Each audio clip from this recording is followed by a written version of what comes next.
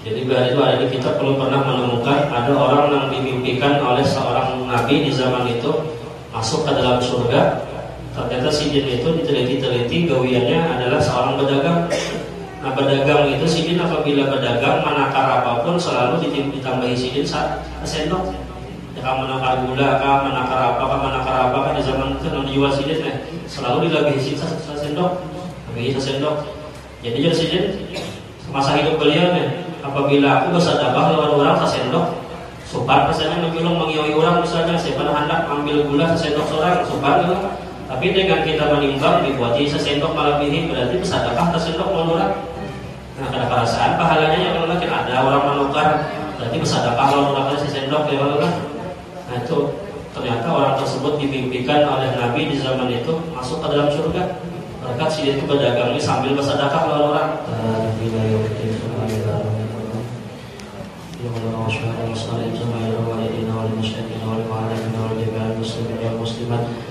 والمؤمنين والمؤمنات خصوصا إلى روحه المكان البغدادي والبغدادي والشافعي والبغدادي والإسلام محمد محمد وغزالي ثم إلى الشعب الغادر الجداري وشيخ محمد كريم وسلم المدني وخليفة الشيخ والأشرف الكريم وشيخ محمد كشف الأنوار بن إسماعيل بن علي وشيخ حسين الإسلام وسلام الجليل وشيخ مشروع عبد المؤمن وشيخنا محمد زين عبد الكريم وإلى ربك وشيخ صلى الله عليه وسلم والأخيرين هم المنتسبين إليهم أنهم يشهد الرحمن المغفور ويعد علينا من بركاتهم وأسرارهم وأنوارهم وعلوم ونفعاتهم وخصوصياتهم وكراماتهم ويهدنا بهم من الدين والدنيا والآخرة على ما نوى بسلفنا الصالحون بسر النبي وعلينا بسر سورة الفاتحة ومن شهادة بسم الله الرحمن الرحيم الحمد لله رب العالمين الرحمن الرحيم مالك يوم الدين إياك نعبد وإياك نستعين اهدنا الصراط المستقيم صراط الذين أنعمت عليهم غير المغضوب عليهم ولا الضالين. Assalamualaikum warahmatullahi wabarakatuh. Bismillahirrahmanirrahim. Alhamdulillahirabbil alamin wassalatu wassalamu ala asyrafil anbiya'i wal mursalin sayyidina wa maulana Muhammadin wa ala alihi wa sahbihi ajma'in. Subhanaka la ilma lana illa ma 'allamtana innaka antal alimul hakim. Wala haula wala quwwata illa billahil aliyyil 'azim. Wala haula wala quwwata illa billahil aliyyil 'azim. Wala haula wala quwwata illa billahil aliyyil 'azim. Rabbi shrah li sadri wa yassir li amri wahlul 'uqdatam min lisani yafqahu qawli warzuqnil fahmal qawi wa saddid lisani wahdi qalbi. بحق سيدنا محمد صلى الله عليه وسلم. قال المؤلف رحمه الله تعالى ونفعنا به وبجميع علومه في الدارين آمين.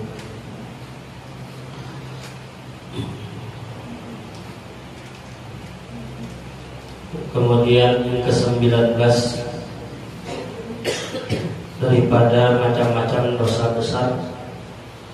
Yang ke-19 adalah bersumpah atas mengambil harta orang dengan dusta. Jadi bersumpah-sumpah untuk mengambil harta orang lain tetapi dengan sumpahan yang berdusta. Karena sabda Rasulullah sallallahu alaihi wasallam, "Man halafa ala malin imri'in muslimin bighairi haqqin laqiyallaha wa huwa alaihi ghadbanun." Artinya kata Nabi, barang siapa yang bersumpah atas harta seseorang yang Islam dengan tiada sebenarnya, niscaya bertemulah ia akan Allah Ta'ala di dalam akhirat, padahal ia murka atasnya. Riwayat Imam Bukhari dan Imam Muslim. Nah, jadi apabila ada orang yang bersumpah-sumpah membawa-bawa nama Allah, tetapi sumpahannya itu adalah sumpah yang dusta. Dia bersumpah misalnya mengaku-ngaku bahwasanya harta si fulan itu jadinya harta akunku, atau apakah misalnya jadinya dahulu si fulan itu pengarahnya pernah hutang lawan aku umpama adalah, lalu misalnya demi Allah kita hutang lawan aku umpama 1 juta umpama. Nah, kemudian karena misalnya ahli warisnya ini membawa nama-nama nama sumpah tadi lah. Kalau percaya misalnya deh. Kan biasanya kan kita apabila orang meninggal itu siapakah yang misalnya ada hubungan, misalnya ada sangkut paut hutang piutang umpama. Nah, maka hendaklah berhubungan dengan ahli waris. Kalau misalnya ada orang datang ngaku-ngaku, Abah Hikam itu dia umpama dulu terhutang lawan aku berapa, misalnya bersumpah-sumpah misalnya demi Allah, demi Rasulullah, demi apa, kamu misalnya disambatnya itu lah. Jadi orang rumahnya karena mendengar bersumpah-sumpah dikira kujurai, nah menjulumain duit umpama sambatnya tadi. Nah, tapi ini berdusta, nah maka orang tersebut telah melakukan dosa besar. Dan ujian Nabi nanti di akhirat orang tersebut bertemu dengan Allah, walhal Allah itu dalam keadaan marah kepada orang tersebut. Bukan malah yang diharapkan dapat keridhaan Tuhan di akhirat, tapi dapat kemurkaan Tuhan. Hanya apabila bersumpah-sumpah lah. Jadi kawan itu jangan bersumpah-sumpah lah. Apalagi membawa nama-nama Allah, orang yang juga bersumpah-sumpah itu menganggap nama Allah itu murahan, dianggapnya dijual-jualnya nama Tuhan demi Allah sedikit-sedikit demi Allah umpama. Nah, jangan tertuju kita bersumpah-sumpah apalagi membawa-bawa nama Allah. Apalagi bersumpah Quran.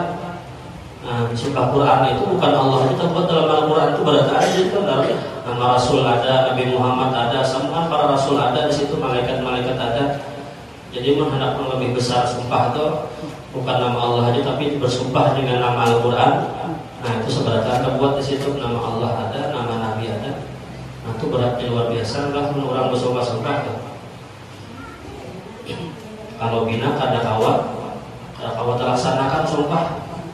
Kalau sumpah jabatan itu kan biasanya pakai Quran, bolehlah saya bersumpah akan menjalankan apa misalnya tugas saya sebagai apa adalah dengan nama Al-Quran, namanya menjalankan pahala ganda. Tapi kalau ini melanggar daripada tugasnya amanah orang, maka Al-Quran dijualnya janganlah. Jadi Imam Syafi'i mengatakan mahalaktu billahi kadiban wala sadiqan di sini. Aku kada pernah seumur hidup bersumpah baik aku dalam keadaan kada bujur ataupun dalam keadaan bujur. Nah, tapi nak kada bujur itu kehambangannya aja bang bahasanya tak. Aku sih kada pernah bersumpah membawa-bawa nama Tuhan baik aku dalam keadaan berdusta ataupun dalam keadaan bujur. Aku kada pernah bersumpah-sumpah membawa nama Allah. Artinya beliau mengajarkan kepada kita apabila dalam keadaan posisi bujur atau terdesak misalnya, engkau jangan sampai bersumpah-sumpah macam-macam.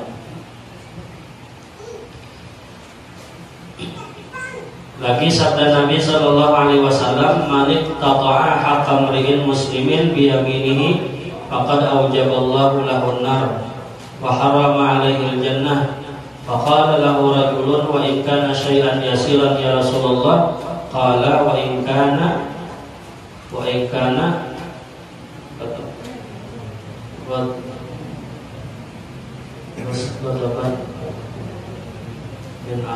artinya buat apa?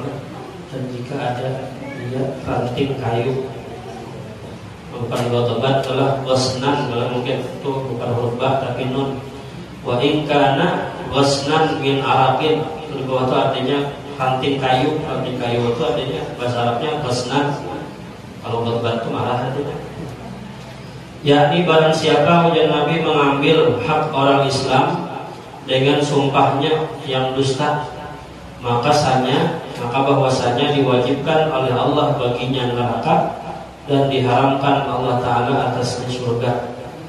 Nah, jadi apabila bersumpah dengan sumpah dusta untuk mengambil hak orang Islam, nah, maka orang tersebut Allah haramkan masuk ke dalam surga. Nah, dia Allah haramkan itu berarti apa? Ada harapan masuk surga, namun diharamkan Tuhan. Dan kemudian diwajibkan Allah baginya neraka. Jadi kebalikannya pula, Allah haramkan masuk surga berarti Allah wajibkan masuk neraka. Nah, karena di akhirat itu kita tempat cuma dua aja, entah surga atau neraka. Apabila ada masuk ke dalam surga, nah berarti masa buahnya itu masuknya adalah masuk neraka. Maka sembah seorang sahabat, sembah ini maksudnya datang seorang sahabat dan bertanya, Dan jika ada ia suatu yang sedikit sekalipun ya Rasulullah, sekalipun yang diambilnya itu sedikit, tidak apa-apa ya Rasulullah, sama aja kan juga kayak itu nah. Maka sabda Nabi, dan jika ada ia ranting kayu arak sekalipun, kayu erak yang biasa kita mengusap gigi kita. Nah, sekalipun ya Nabi Muhammad yang diambilnya itu adalah satu ranting kayu aja. Nah itu sama aja juga Allah wajibkan masuk neraka dan Allah haramkan masuk ke dalam surga. Tapi tadi adalah mengambilnya itu dengan bersumpah-sumpah tapi bagus tak? Nah itu termasuk daripada dosa besar lah, termasuk dosa besar. Sama kita misalnya tolak meminta lawan orang bersumpah dengan nama Allah, itu hukumnya haram, dan menolak memberi orang yang meminta dan pun hukumnya haram juga. Misalnya datang ke rumah kita, misalnya pengemis, demi Allah aku hendak minta lawan nikah minta duit umpama. Nah itu di hadis itu dikatakan apabila orang bersumpah dengan nama Allah ketika dia meminta kepada kita, nah, maka kita haram hukumnya menolak memberinya. Dan yang melakukan itu pun juga hukumnya haram juga.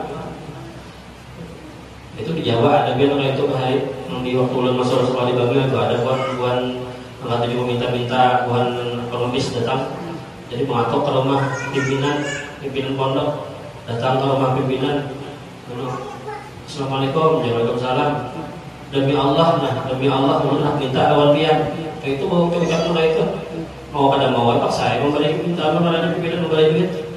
Makanya penjaga biasanya buat khatam guru nih hadap pimpinan biasanya apabila melihat orang itu acak-acak disuruh jauh aja, karena ternyata apabila kita minta lawan pimpinan selalu membawa-bawa nama Tuhan, maka kita itu apabila kadang memberi lawan orang nama minta bersumpah nama Tuhan dan itu haram hukumnya. Tapi ia sendiri pun yang melakukan itu juga haram hukumnya.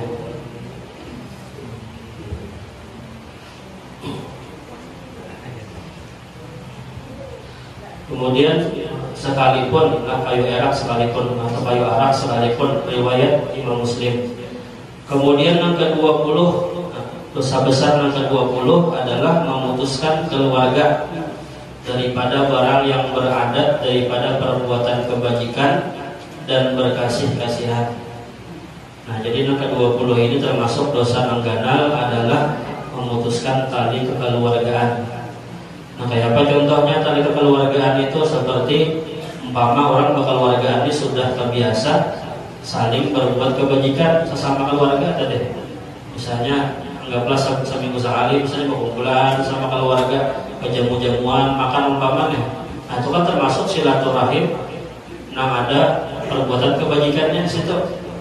Kalau misalnya diambilnya, diputusnya, melakukan itu pada lagi, menghubungi keluarga itu pada lagi umpama, nah itu berarti orang tersebut sudah memutus tali kekeluargaan. Ataupun berkasih-kasihan bersama keluarga, ada misalnya sayang-sayangan misalnya umpamanya, atau kita saling memberi misalnya, akhirnya diputusnya diambilnya memberi dan habar-habarnya kadang juga umpama. Nah itu berarti orang tersebut sudah memutus tali kekeluargaan, hukumnya haram lah.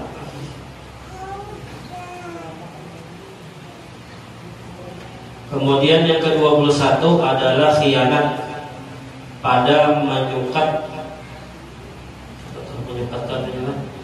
khianat pada menyukat atau pada menimbang atau pada membilang sesuatu dengan mengurangi atau melebihi.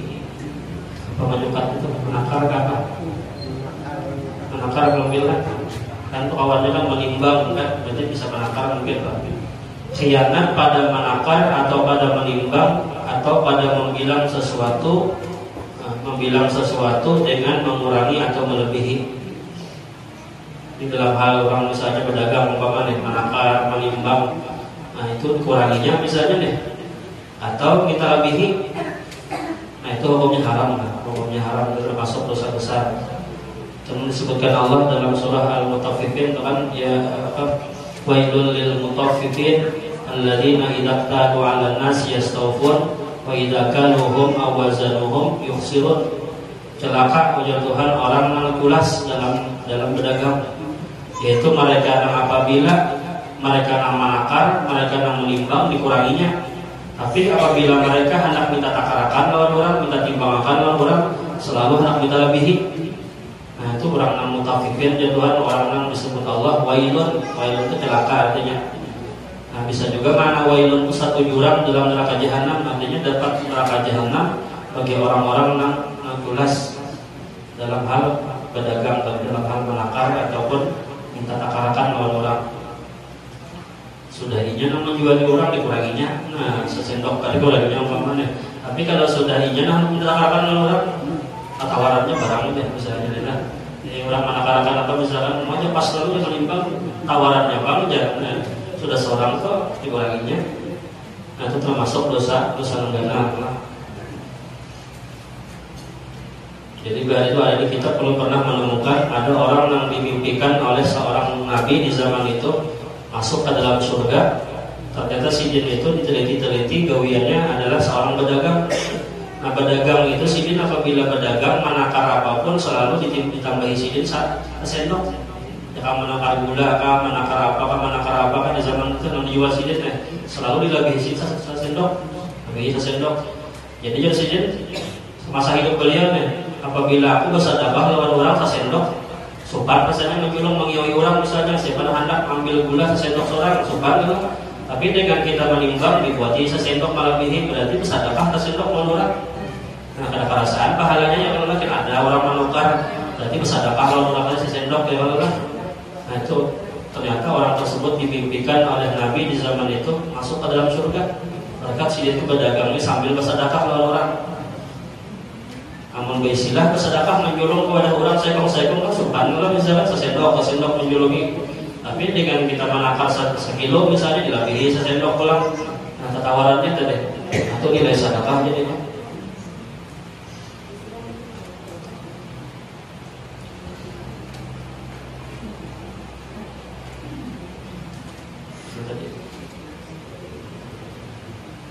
Yang ke-22 adalah yang ke-22 meninggalkan sembahyang fardu dengan tiada udzur.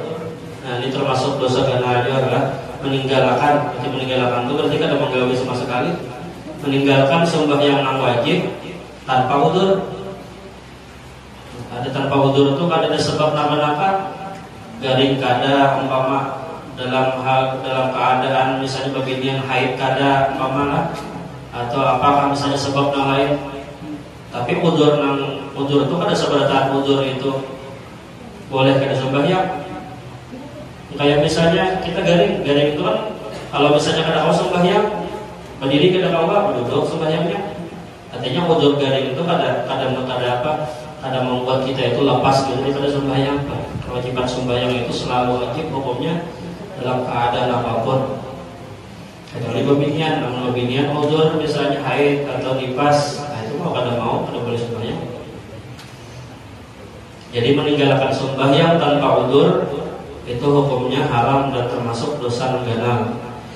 Kemudian yang ke-23 dosa besar adalah mendahulukan sembahyang fardu atau mentakhirkan akan dia daripada waktunya dengan tiada udzur. Nah ini menggawi gua cuman menggawinya didahulukannya. Belum masuk yang maghrib lagi digawinya dulu.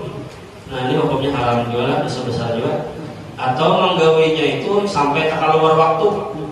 Ini masih digawinya sembahyangnya nih. Kalau 23 yang di atas tadi, 22 yang di atas tadi sama sekali tidak menggawi sama sekali. Ini menggawi juga cuman sampai tak keluar waktu tanpa udzur.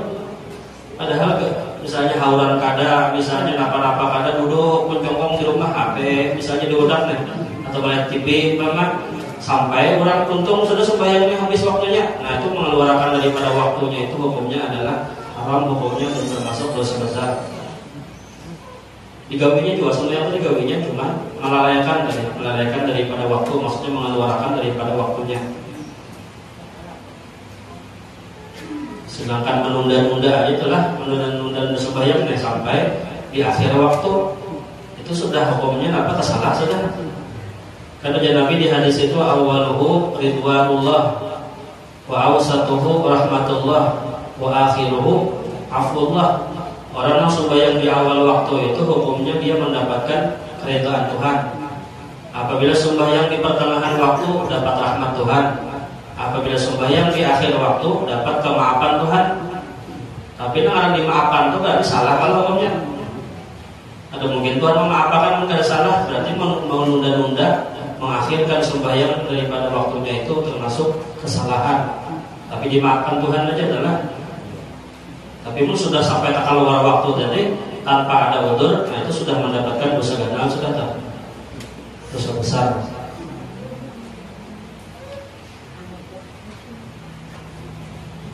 Kemudian yang ke-24, dosa besar yang ke-24 adalah memalu orang Islam dengan tiada sebenarnya. Timbul menampar aja bukan itu orang salah ada apa kada timbul menampar. Jadi termasuk dosa ganal yang menampar. Memalu tanpa apa dengan tiada sebenarnya. Berarti ada hukum kita itu memukul itu dengan sebenarnya adalah yang diperbolehkan. Kayak apa ya? Yang kayak orang misalnya hukum Islam itu kan apabila menyakiti orang, apabila membunuh kan dibunuh juga. Apabila misalnya mencongkel mata orang, dicongkel juga matanya. Apabila dihiris telinga orang, dihiris juga telinganya. Wal anfa bil anfi wal udhuna bil udhuni wal aina bil aini itu nah. Nah itu kan berarti adalah balasan yang sebenarnya adanya diperbolehkan. Atau dia memukul orang mama. Nah maka tapi yang paling bagus itu memaafkan juga malah. Bagus itu memaafkan.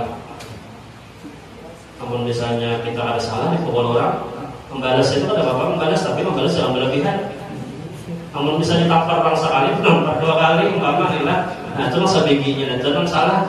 Namun sama-sama sabigi menampar, misalkan kita jangan salah, namun kita yang salah berarti memang kesalahan kita, ya Allah. Jadi di Al-Quran itu la tazlimun wa la tuzlamun, jangan menzalimi orang dan jangan dizalimi orang. Artinya mau dizalimi orang tuh silakan balas, tapi membalasnya jangan berlebihan. Tapi yang paling bagus ulang apa? Memaafkan yang paling baik. Kemudian yang ke-25 adalah menyumpah segala sahabat Nabi kita Muhammad SAW. Adapun menyumpah yang lain daripada sahabat maka yaitu dosa kecil. Nah, jadi apabila menyumpahi sahabat Rasulullah itu dosa besar.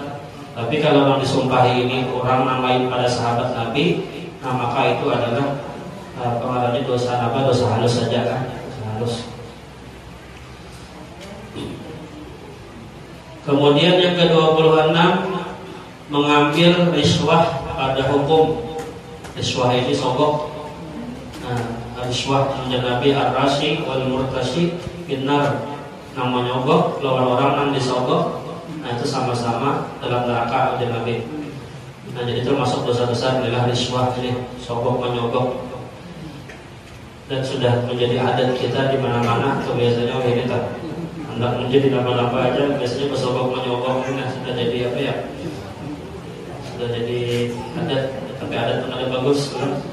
Karena adat itu kan bisa jadi hukum, ala adat muhakamah, adat itu bisa jadi hukum, bisa diperbolehkan. Cuman apabila adatnya ada bagus, maka wajib dihilangkan.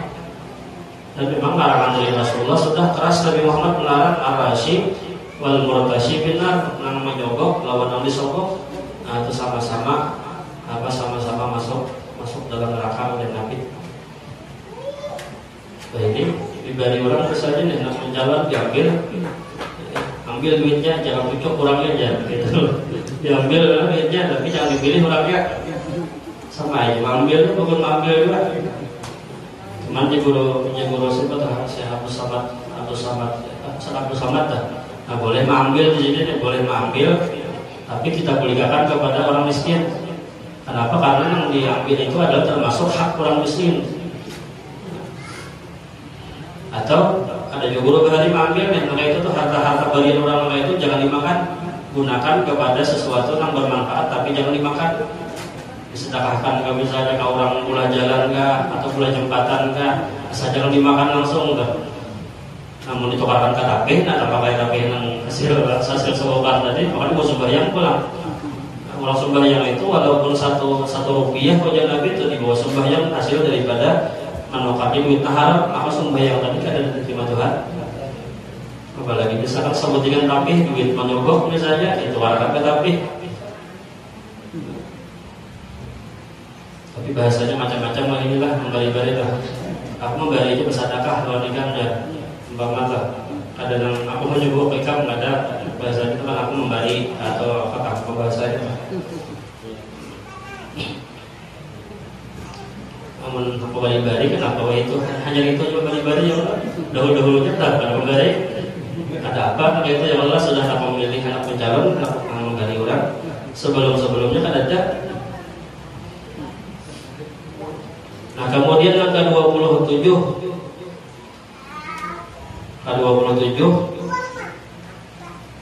apa itu diasah? Ya diasah artinya tiada menegahkan laki-laki yang halal masuk atas tempat istrinya atau gandengnya, gandeng ini budaknya atau mahramnya. Nah jadi diasah ini dayus, kalau dari Nabi Muhammad itu dayus. Mengucap Nabi Muhammad itu orang yang diharamkan masuk surga, diharamkan mencium bau surga itu termasuk dayus. Dayus ini orang yang kada cemburu ketika istrinya itu dipandiri orang atau dibawa orang atau anaknya, anak yang beginian dibawa orang kemana ke perjalanan biasanya kada ada cemburu sama sekali, kada ada sakit hati, kada sakit kada sama sekali. Nah itu dayus. Itu aja Nabi orang tersebut kada mencium bau surga, mencium jakada apalagi masuk surga. Sedangkan bau surga itu dalam hadis 60 tahun sebelum sampai ke surga itu sudah keciuman bau surganya. Jadi mencium kada apalagi masuk.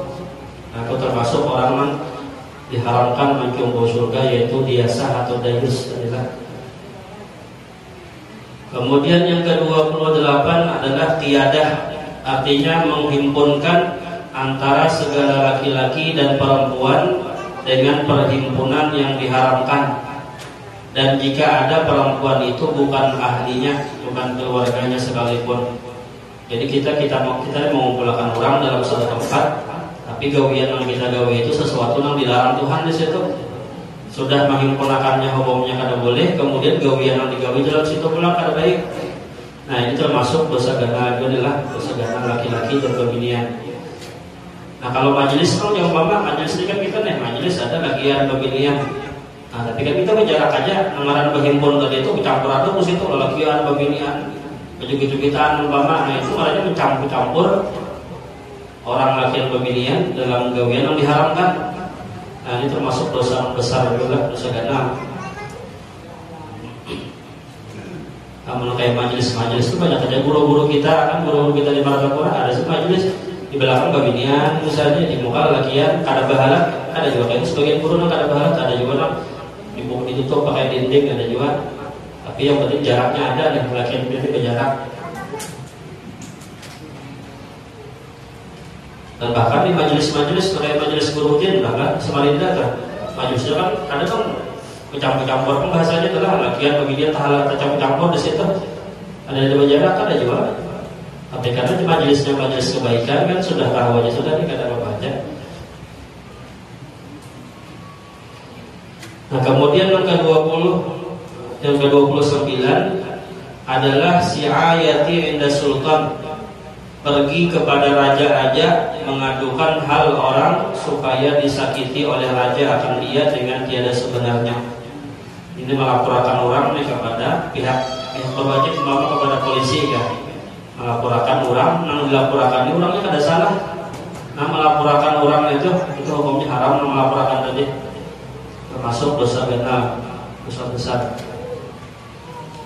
Kemudian yang ke-30 adalah enggan daripada mengeluarkan zakat harta. Jadi kada mau mengeluarkan zakat harta, ini juga termasuk dosa besar. Karena sabda Nabi sallallahu alaihi wasallam, "Ma min sahibi dhahabin wala fiddatin la yu'addi minha haqqaha illa idza kana yaumil qiyamah sufihat lahu safaihu min nar fa ukhma 'alaiha fi nari jahannam fa yuqwa biha jambuhu wa jabinuhu wa dhahruhu ila akhirih." Artinya tiada juga orang yang mempunyai emas dan perak yang tiada bayar dan yang tiada dibayarnya daripadanya zakatnya, melainkan apabila ada hari kiamat di kampung itu tadi sapa itu mananya dibikin kepingan telah keping kalau telah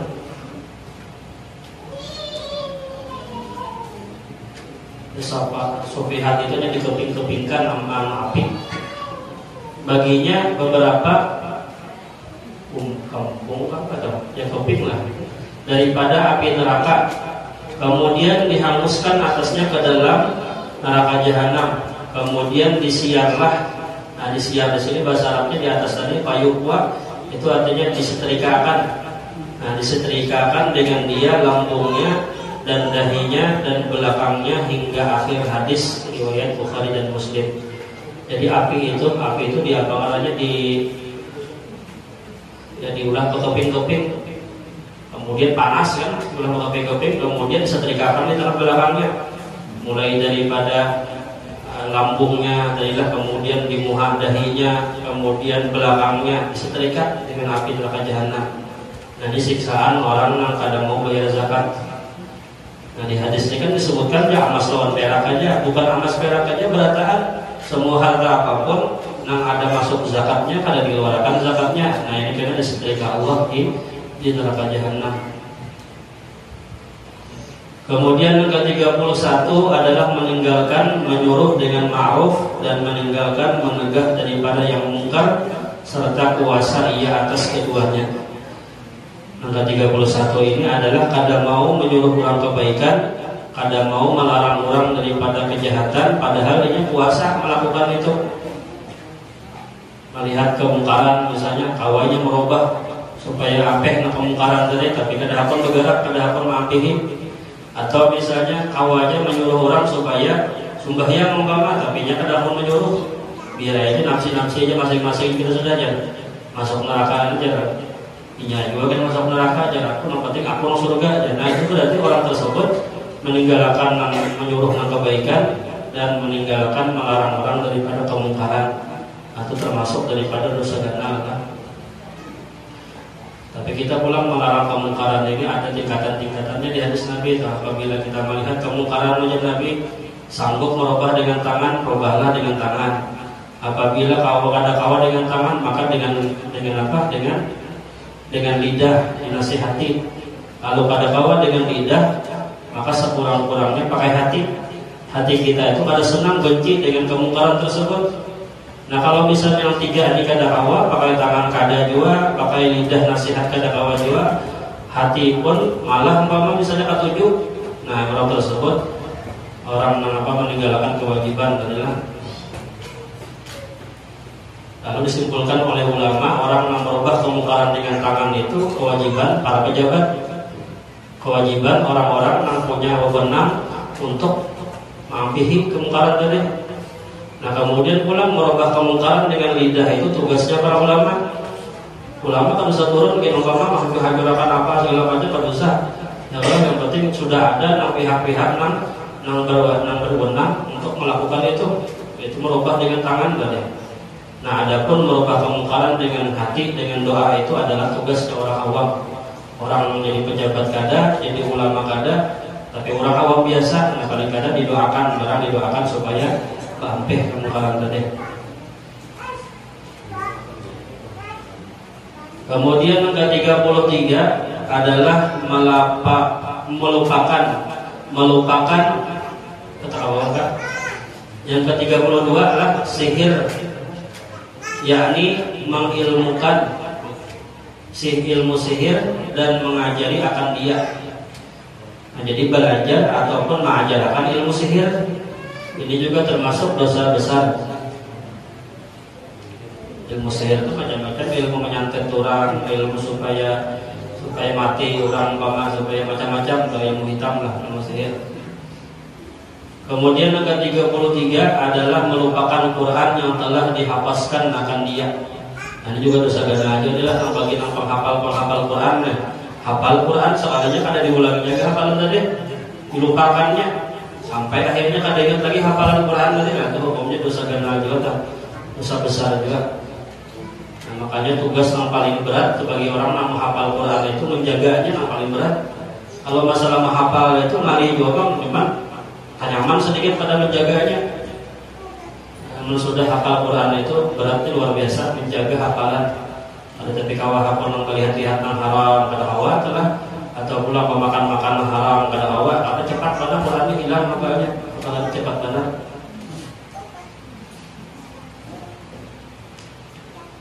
Hafal misalnya sajus karena bawa ke pasar itu lihatin hafal hijau itu bisa tak lambar atau hilangnya. Besok pun kalau pulang ke pasar lihatin pulang bina apa hijau tadi hilang pulang atau tak lambar. Itu karena orang yang melupakan hafalan Quran itu melakukan dosa besar. Dan dikatakan di hadis Nabi itu orang yang hafal Quran kemudian kada hafal hafalan tadi hilang hafalannya. Nah, maka ujar Nabi di hadis itu dia bertemu dengan Allah di hari kiamat. Muha daging muha jadi kuburan hancur. Kenapa kasukanan Tuhan? Kenapa dahulunya hafal Quran maka dilupakan? Itu hancur karena daging mukanya karena sukan kepada Tuhan.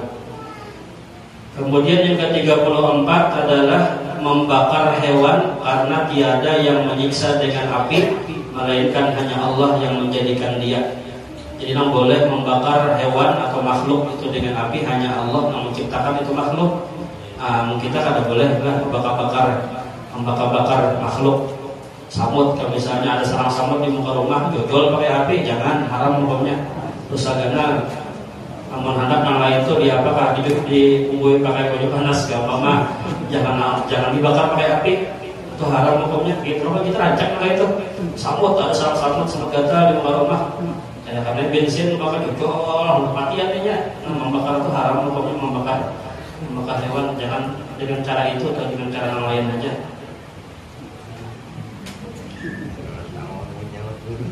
Banyak kalau lah, banyak ya. Karena dua lah. Biasanya pakai itulah, pakai api lah. Bisa masuk ke situ. Tapi membakar hewan kan itu macam-macam banget. Nah kecuali kita dalam keadaan terdesak atau terhimpit, misalnya mau pada mau deh. Jadi misalnya alat tegasan melawannya kan ada, misalnya ada api ya, nah itu kan kita dalam keadaan darurat. Namun dalam keadaan darurat, engkau jangan membakar hewan. Bahkan ada juga orang berhati-hati tuh, pengarang ini pakai raket nyamuk tuh, ada kalau tek gitu lah, itu kan api. Sebenarnya kalau itu ada yang pada apa lagi, cuma sebagian guru-guru kita pernah memberitakan dengan guru adik guru bakit tuh. Yang guru bakit, guru Abdul Salam ngajarin, boleh nggak guru Yunus menampak ini nyamuk pakai raket nyamuk kan api itu usang kalau nyamuk itu usang kan gitu. Di sini ada apa ini ada apa itu lain termasuk membakar. Nah, membakar itu jelas-jelas api itu kan. Makhluk apapun itulah. Kemudian kadang mengganggu kita jangan dibakar-bakar. Misalnya mengganggu kok bisa masuk dalam keadaan kayak ular umpamakan. Kemudian angka 35, enggan perempuan daripada suaminya dengan tiada suatu sebab. Ini enggan melayani suami nih. Nah si bini dibawain lagi umpama ke kamar kita aja umpama. Ini kan hapon. Nah enggan itu termasuk dosa gana beginian lah. Tapi zaman ini udah hapon lah. Kalau kada boleh itu haram hukumnya.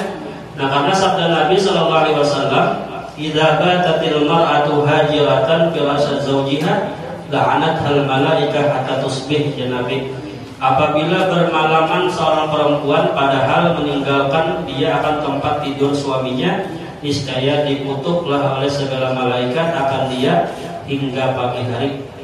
Jadi kalau laki membawai awal malam kama kada hapon, nah si bini tadi sampai subuh dilaknat malaikat. Apabila mati di malam itu, maka matinya mati dalam keadaan dosa gana di bawahnya. Dosa dalam keadaan dosa dilaknat malaikat. Kemudian pulang subuh harinya dibawa lagi pulang, kadang pulang. Nah sampai sore pulang malaikat itu melaknat pulang.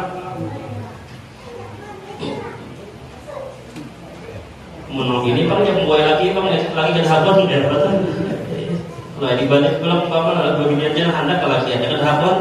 Nah berarti laki itu meninggalkan kewajiban. Kenapa laki itu kan wajib menafkahi zahir batin, kalau lah termasuk batin itu ya tadi melayani bini tadi. Tapi dosanya kadang masuk meninggalkan malaikat tadi bang, dosa meninggalkan kewajiban bang.